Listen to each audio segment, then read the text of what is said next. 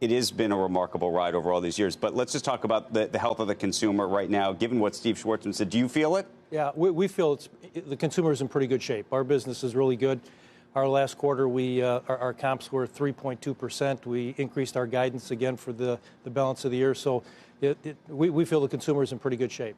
Do you think, I mean, we talk every day about China and about this trade war. Has it had any impact on your business at all in terms of any of the products that are coming in that are being imported? Nothing meaningful right now. And when we took our guidance up, we indicated that anything that we thought that would be impacted by tariffs was included in that guidance. And the other piece of this is you may see consumer strength now, but do you say to yourself, okay, you read all the same reports we do, and everybody's, not everybody, but there's a vocal chorus saying a recession is coming, or at least a slowdown.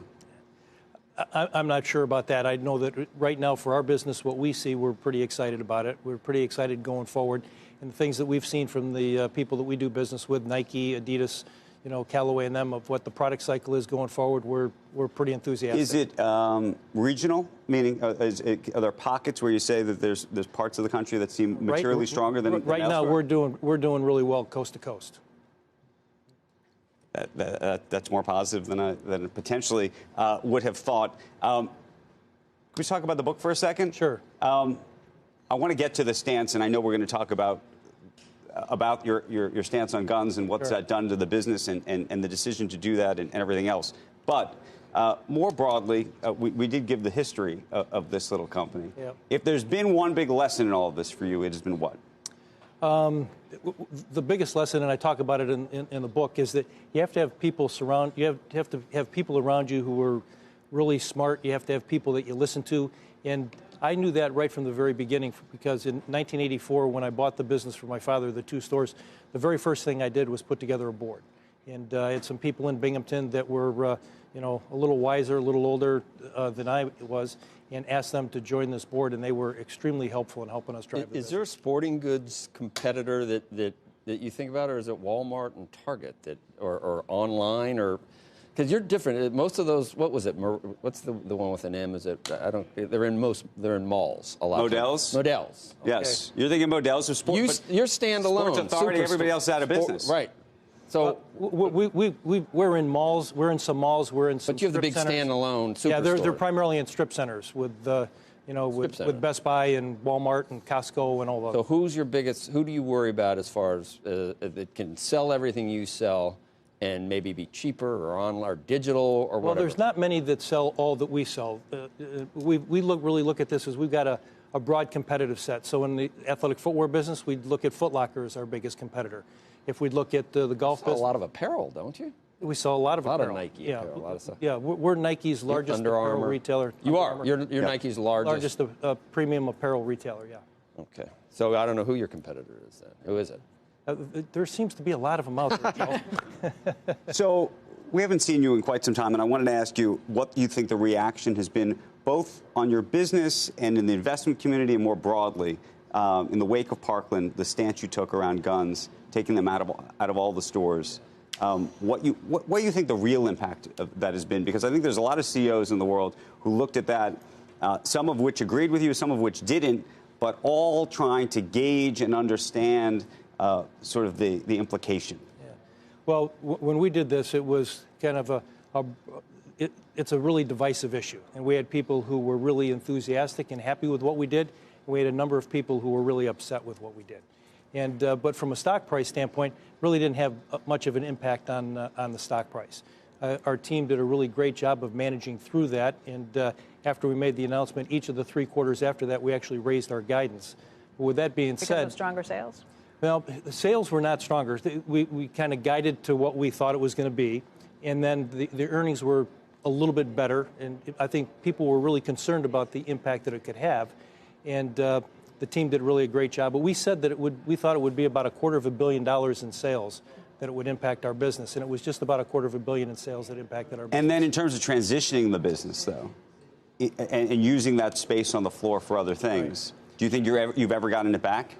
I think we're in the process of that. Well, yes, we have, because as I said, in the last quarter, we reported comps of 3.2%. Our EPS number was up, and we're re-looking at what we're going to do with the stores. Last year in the fourth quarter, we took all hunt out of 10 stores and re-engineered that space for what was really... Was that the sales shortfall you're talking about was just not selling that stuff, or was it that some people decided I'm not going to shop? Some people decided I wasn't going to shop any longer. For anything. Yeah, not going and there. And then on the flip side, though, do you think that you had, because you'd go online and you'd see it on Twitter and others, some people saying, I'm now going to shop, I'm absolutely going to shop at Dick's Sporting Goods, and then other people say, I'm absolutely never going to shop at Dick's Sporting Goods. How do you think that netted out? More not than positive. More people didn't shop than actually came to shop. And so when other CEOs look at what you did and say to themselves, I don't want to be in a position where more are not shopping with me than shopping with me, right? Yeah. How do you square it?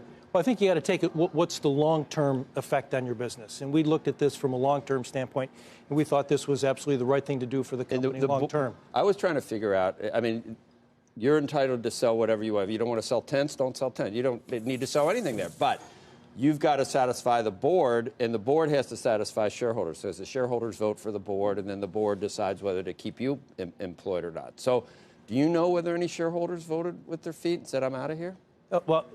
Or any that said, gosh, I love Dick's, I'm gonna go in. I can tell you, Joe, we never had any shareholder who called us and said... And the board didn't have a problem. You cleared this with the board? We talked with the board. We had two conversations with the board before we ever decided to do this. So the shooting in Parkland happened on February 14th. We made our announcement on February 28th. Right. We were really thoughtful on how were going to go about this, what we were going to tell the street, what we were going to do. Our management team was very involved. Our board was very involved. And to your question a second ago, Joe, we never had one shareholder call and say, "Hey, what you guys did, I'm out." Flip side, we never had any shareholder who said, "Hey, you know what?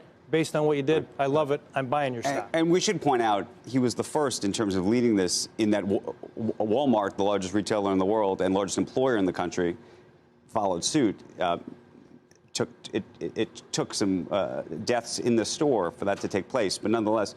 So what do you say to other CEOs? I mean, there's a lot of CEOs now who have signed on to a number of efforts to both lobby in Washington, change rules, not sell guns, use their leverage in the system. What's your view on that? I think if you see something that you think is a problem and you have an expertise in it, which we felt from a gun standpoint, we're one of the largest firearms dealers in the country. So we saw what the issues were, and we found out that we sold the kid in Parkland a shotgun 2 months before he did what he did in Parkland. It wasn't the gun that he used. But when we saw that, we said, this system is broken. We need to stand up and say something. So if you have an expertise in this and you feel that it's important to say, then you should stand up and say it. Okay. Before we let you go, I do have to ask you about it just because it's the news of the morning. We've been talking about the NBA in China. You sell a lot of basketballs and NBA uniforms and all sorts of other things. Do you think that U.S. customers are looking at this and are going to be debating the sort of freedom of speech element of this and sort of coming out in support one way or the other? We haven't seen anything yet. What's going to happen down the road, I don't know. But I think it's a tough situation. I think everybody's trying to do the right thing, and I hope they get it all worked out. What happened in terms of when you were selling NFL gear, when Kaepernick was taking the knee and there was a whole issue around freedom of speech there? Yeah. You ended up selling probably more Kaepernick jerseys in the end. It was kind of a wash. I mean, there were some people who were upset about that weren't going to buy them. Other people came and bought them, so it was kind of a wash.